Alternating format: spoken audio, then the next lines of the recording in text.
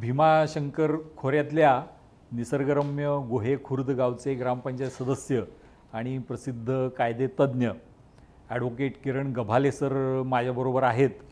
त्यांना ग्रामीण जीवन आणि शहरी जीवन ह्या दोन्हीतली सगळे अनुभव, त्यातली कॉम्प्लेक्सिटी ही सगळी त्यांना माहिती आहे.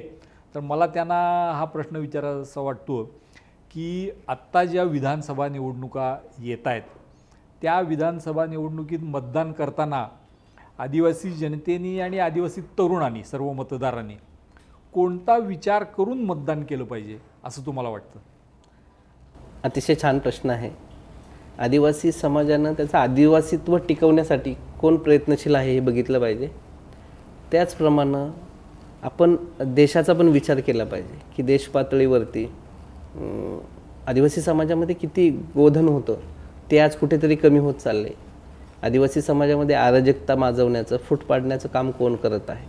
त्याच्यामुळे आदिवासी समाजासाठी असणाऱ्या योजना किंवा त्याचे लाभ कोणत्या सरकारनं आत्तापर्यंत सगळ्यात जास्त दिलेले आहेत. एवढं नाही तर आदिवासी समाजाला न्याय कोणी सगळ्यात जास्त दिलेला आहे.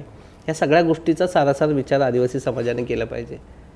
माझा कोणत्याही पक्षाला विरोध नाही, पण आपण जाणीवपूर्वक ही गोष्ट बघितली गेली पाहिजे की 2014 पूर्वी व्यवस्था कशी होती, 2014 नंतर ह्या 10 वर्षात व्यवस्था कशी झालेली आहे, आदिवासी समाजाला कोणत्या कोणत्या क्षेत्रात न्याय मिळालेला आहे, ह्या सगळ्या गोष्टीचा आदिवासी समाजाने, नागरिकांनी, मतदारांनी सांगोपांग विचार केला पाहिजे आणि त्याप्रमाणे मतदान केलं पाहिजे. जेणेकरून भविष्यात आदिवासी अजूनच प्रगल्भ होईल, व्यवसायभिमुख होईल, त्याच्यानंतर नोकरीत वेगवेगळ्या पदांवरती तो जाईल आणि एवढंच नव्हे तर शेती क्षेत्रात देखील उत्तुंग भरारी घेईल. एवढंच मी सांगेन. सरांनी कुठल्याही पक्षाचं नाव घेतलेलं नाही, पण त्यांनी जे क्रायटेरिया, निकष सांगितलेले आहेत ते जर आपण सगळे अभ्यास केला तर कुठल्या पक्षाला मतदान करायचं हे नक्कीच आपल्याला लक्षात येईल. हर हर महादेव सर. हर हर महादेव.